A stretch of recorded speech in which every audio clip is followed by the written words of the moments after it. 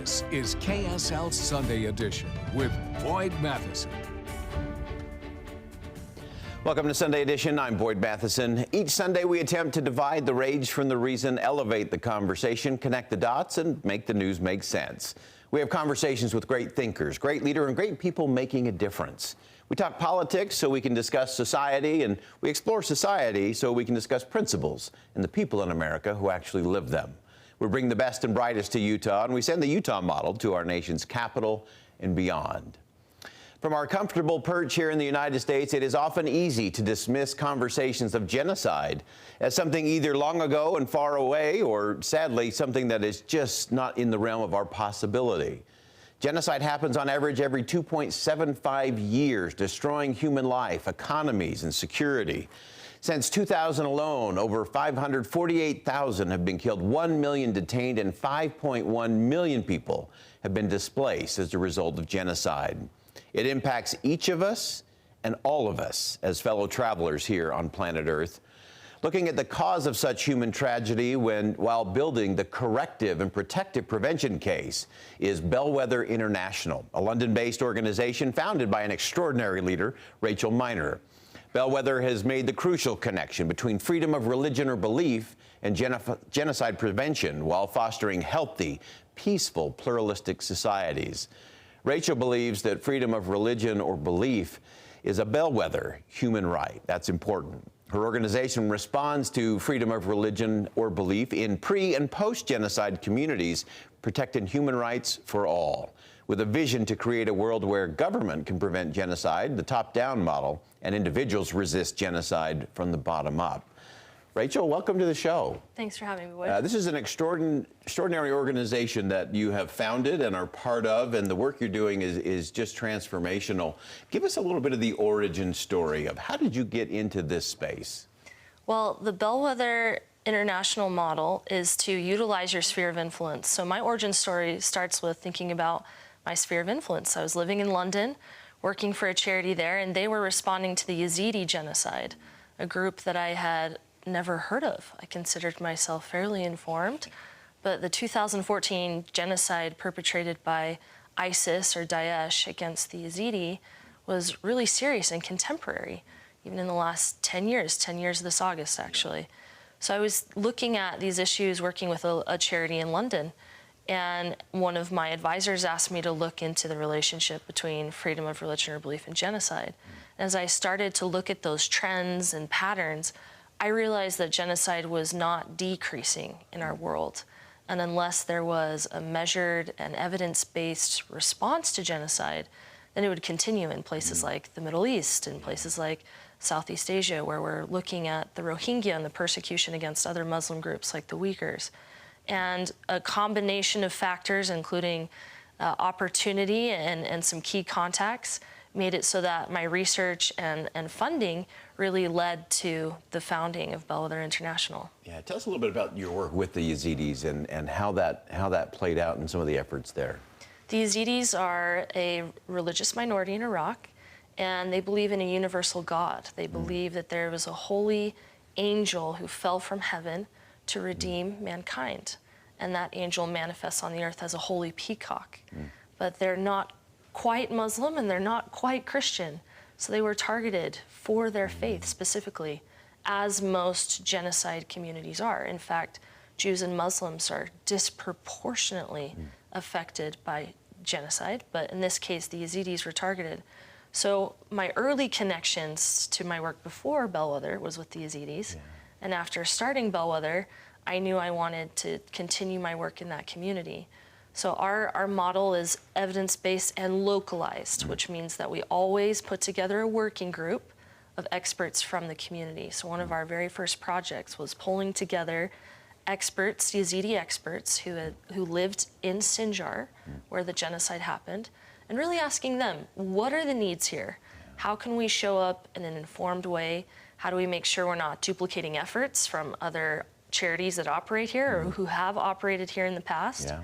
And the Yazidis told me the biggest gap was mental health and trauma healing. So we pulled in some experts, including Dr. Stacy Shaw.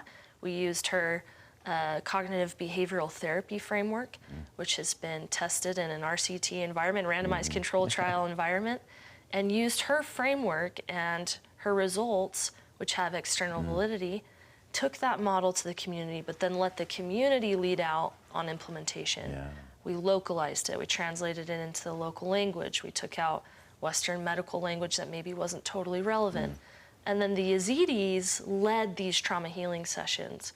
So it's Yazidis helping Yazidis. And we're transferring all that human capital to the community so they can continue to thrive in a sustainable way. Yeah. Give us just a quick tee up here in our last minute before we take a quick break. In that connection that you have found between religious liberty as kind of the loss of that as the preemptive precursor to genocide. Give us a quick explanation. Well, genocide, as I mentioned, disproportionately affects people of faith. So if we're trying to go upstream from some of these problems and think about prevention, what is the prevention strategy if religious people are targeted? And freedom of religion or belief becomes that resistance strategy. And we see the correlations between freedom of religion or belief, strong economies, and pluralism, social cohesion. But it goes further than that. If we can teach societies, particularly where there's targeting of religious groups, to love and live in peace with people who worship and think differently, then that's a genocide prevention approach. Wow, fantastic. Well, we're going to stay with the question and the conversation with Rachel Miner from Bellwether International when Sunday Edition continues, and look at some of the things both on the front end and the back end of genocide and what we actually all can do to help build a more peaceful, more prosperous planet. We'll be right back.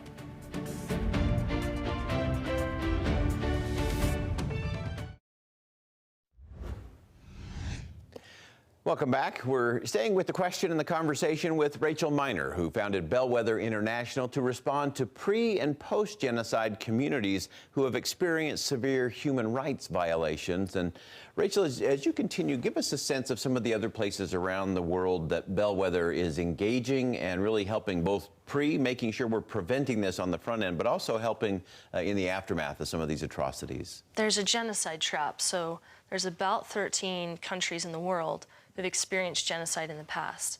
The economic data shows that a country that experiences genocide is 3 times more likely to have a genocide in the future. So our first part of our mission is disrupting that cycle and getting countries out of that genocide trap. The other strategy is making sure that countries never fall into that trap. Every country in the world should have a genocide prevention strategy. It's the worst human rights violation there is. We should all have an immunization to violent acts, a resistance to genocidal events. So we're working with countries in and outside of that trap. Earlier this year, I was in Bosnia, a country that experienced genocide in 1995 in Srebrenica. And next year will be the 30-year commemoration of that genocide. One of my questions when I went to Bosnia is, has genocide ended?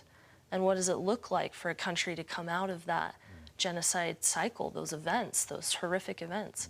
And one part of my visit was to stay with a group of women called the Mothers of Srebrenica. They're all survivors of the genocide. They all live in Srebrenica. All of them lost dozens of family members and friends.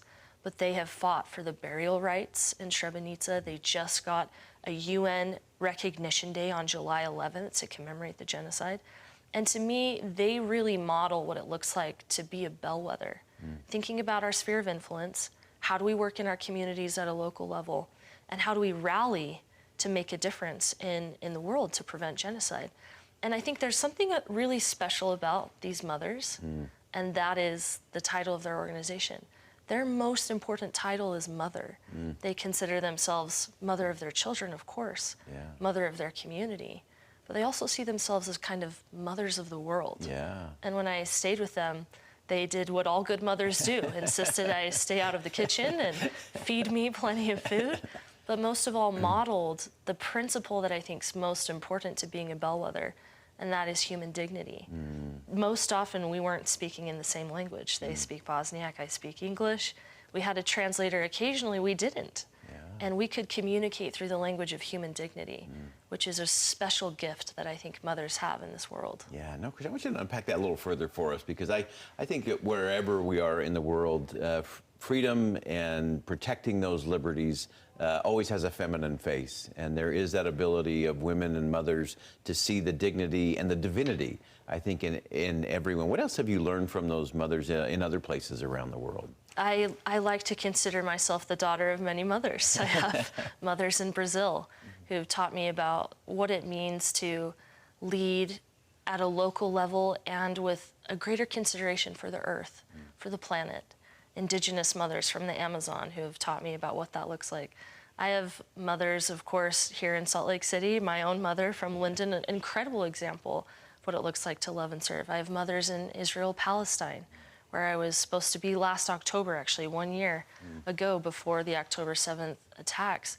They taught me what it looks like to peacefully protest, to show up and cross geographical divides, religious divides. An Israeli and Palestinian mother who continue to march for peace in their community through an organization called Women Wage Peace, which I think is powerful. So I think what's really amazing about mothers, and this is empirically based, by the way, research shows that women who are part of peace agreements and part of the peace process, those agreements are statistically more likely to stay implemented, to stay aligned with the original objectives of the peace agreement, and to have a lasting effect. Mothers put the future of their children before anything else. Yeah. They're not there for ego. They're not there for climbing a career hierarchy. They're there because their children are at the center of their hearts and minds. So I do think that mothers and women have an absolutely crucial role in peace building. And I think Utah could be a model place to demonstrate that role given the religious context of our state, given that we do value women. But maybe we could elevate even more the role of women in peace building and decision making and in leading on these crucial peace building initiatives. So important and so powerful. It's on any given Sunday. There are women all around the world that are leading, that are influencing, making a difference in community. In our last couple of minutes, Rachel, give us some things that we all ought to be thinking about, that we ought to be doing differently to be part of that process of preventing these horrific atrocities of genocide. I always tell people that crucial to our mission is becoming a bellwether.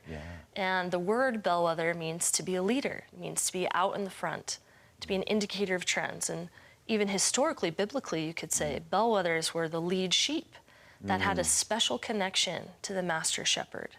Bellwethers and shepherds would align on where the sheep herd should go and what they should do. And I think that has obviously special meaning in the context of my faith. Can we have a special relationship with the shepherd and learn to be bellwethers in our community? There's a couple of core principles to that. One, what I've already highlighted, is human dignity the language of your heart? If you're putting yourself above others in any way because of what car you drive or how you dress, you can't be a bellwether. You have to be willing to speak the language of human dignity. I think a second component is what Brian Stevenson teaches in Just Mercy, the proximity principle. Do all of your friends look and sound like you? Are all of your friends the same friends you see every day and at church on Sunday? We need to reach out. There are groups in your community, refugees, people who are struggling in a variety of ways that could benefit from proximity, your proximity. Oh, love that. Rachel Miner, it's an extraordinary work. Thanks so much for sharing that with us today. We'll have you back really soon. When we come back, we'll take a look at why it matters that we preserve, protect, restore, and even rebuild historic places and sacred spaces when Sunday Edition continues right here on KSL 5 TV. We'll be right back.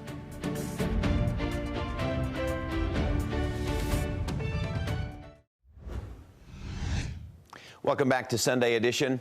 An update was given recently regarding the extensive and expansive restoration and retrofitting project on the iconic Salt Lake Temple of the Church of Jesus Christ of Latter-day Saints. The years-long renovation has brought attention to the importance of sacred historic buildings and the spaces they occupy in communities and cultures.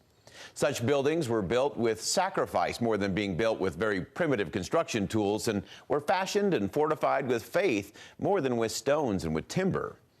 So with reports of progress and details of what has changed, along with what will remain the same inside the temple, the off-sighted and often near-sighted cynics, critics, and skeptics have weighed in from the far corners of social media. Those who seem to know what is best for sacred places would do well to take the long view of the true essence of such sacred structures.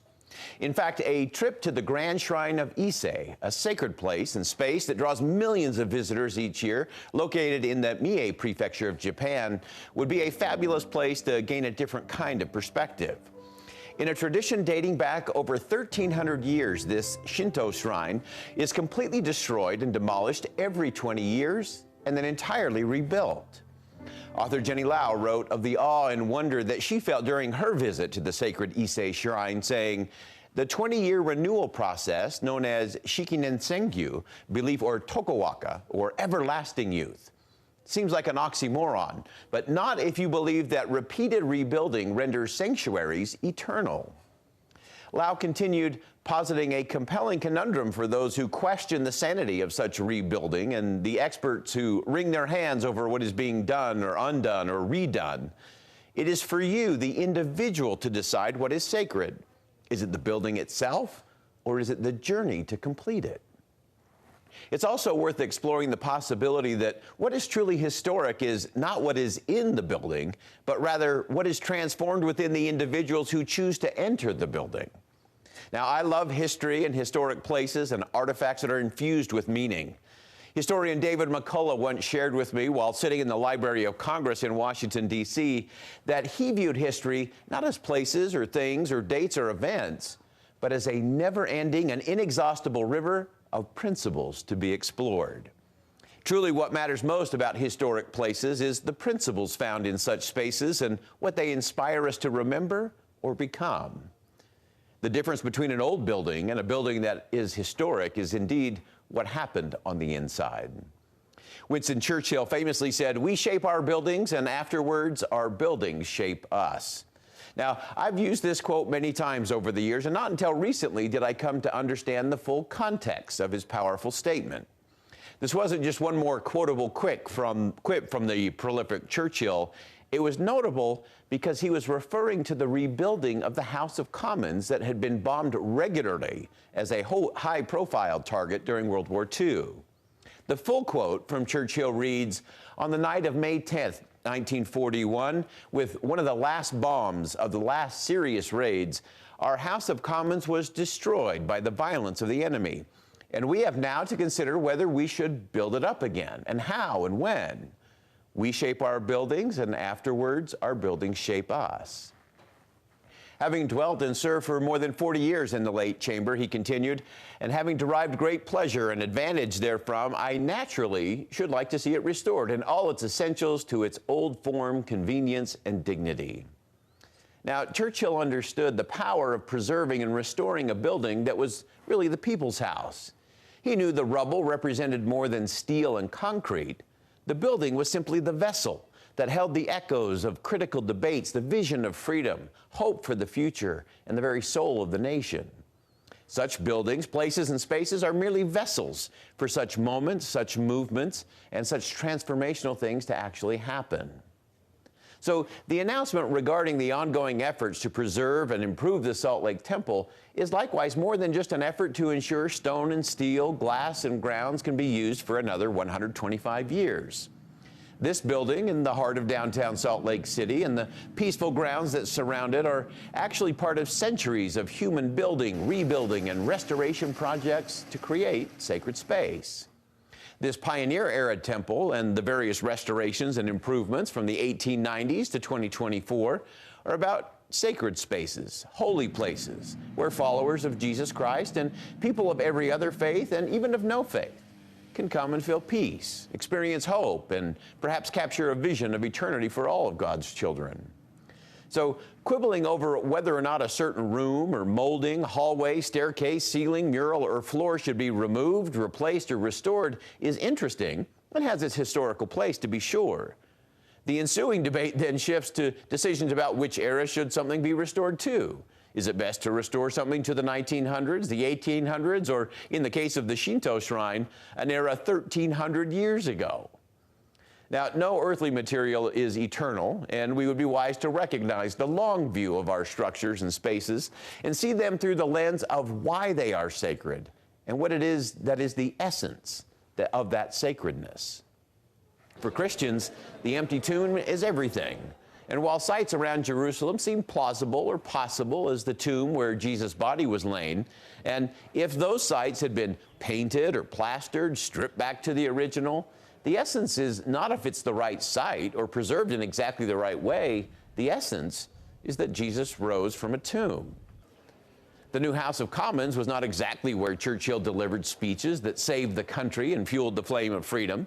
The essence was that it was the House of Commons Churchill gave voice to the principles that preserved and transformed the world. The East Bay Shrine has come and gone every 20 years for 1,300 years. It matters little that it disappears for a season of rebuilding and rebirth. The essence is that the rebuilding renders it eternal. The Salt Lake Temple's renewal and retrofit is likewise filled with challenges and opportunities and a lot of choices. The essence is that the structure is merely a vessel for the transformation within the lives of those who enter. What applies to buildings also happens to apply to human beings. Sometimes when our character cracks or our relationships crumble or the foundation of our identity is unstable, we would prefer to just apply a figurative coat of fresh paint, maybe place a new piece of art or replace an old window in our lives. But such an approach may prove to be very small-minded, myopic view of where we are and what we can become under the care of a master builder. In the words of C.S. Lewis, imagine yourself as a living house. God comes in to rebuild that house. At first, perhaps you can understand what he's doing. He's getting the drains right and stopping the leaks in the roof and so on. You knew those jobs needed doing, and so you're not surprised. But presently, he starts knocking the house about in a way that hurts abominably and does not seem to make any sense. What on earth is he up to? The explanation is that he's building quite a different house from one that you thought of. Throwing out a new wing here, putting on an extra floor there, running up towers, making courtyards. You thought you were being made into a decent little cottage. He is building a palace he intends to come and live in himself. Perhaps we all would be wise to follow the examples and wisdom of those who have led and are leading efforts of the East Bay Shrine, the House of Commons in England, and the Salt Lake Temple. There is a transformational power in the process and the results that repeated rebuilding renders in a building and in a human. Not everything can or should be saved or salvaged. Understanding what is interesting, what is important, and what is essential ensures that what is sacred and what is transformational are preserved, strengthened, and expanded forever. Well, that wraps it up for us on Sunday Edition. I'm Boyd Matheson. Thanks for joining us today. And as always, as you go out into the world, make sure you see something that inspires, say something that uplifts, and do something that makes a difference. Music and the Spoken Word is next.